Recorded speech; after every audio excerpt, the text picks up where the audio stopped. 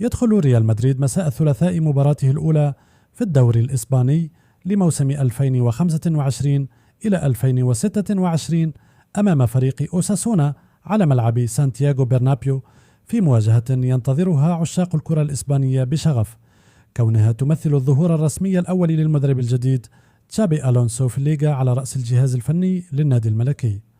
أجواء ما قبل المباراة، ريال مدريد عاش فترة تحضيرية غير تقليدية بسبب التزامه بكأس العالم للأندية، ما جعل اللاعبين يعانون من بعض الإرهاق البدني.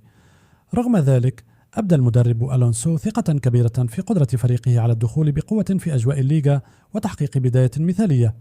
أبرز اللاعبين في المشهد كيليان مبابي ظهر بحضور لافت في التدريبات وأبان عن جاهزية عالية، حيث وصفته وسائل الإعلام الإسبانية بأنه أصبح لاعبا آخر بحضور أقوى.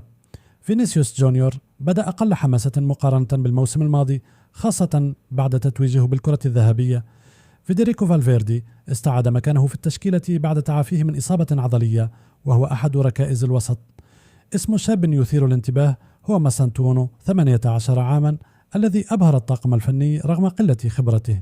التشكيلة المتوقعة من المنتظر أن يخوض ريال مدريد اللقاء بتشكيلة قوامها: الحارس تيبو كورتوا، خط الدفاع كارفاخال، هويكسن، ميليتاو، كاريراس، خط الوسط فالفيردي، تشواميني، آردا جولر، خط الهجوم مبابي، فينيسيوس، إبراهيم دياز، مع إمكانية ظهور رودريغو في حال جاهزيته.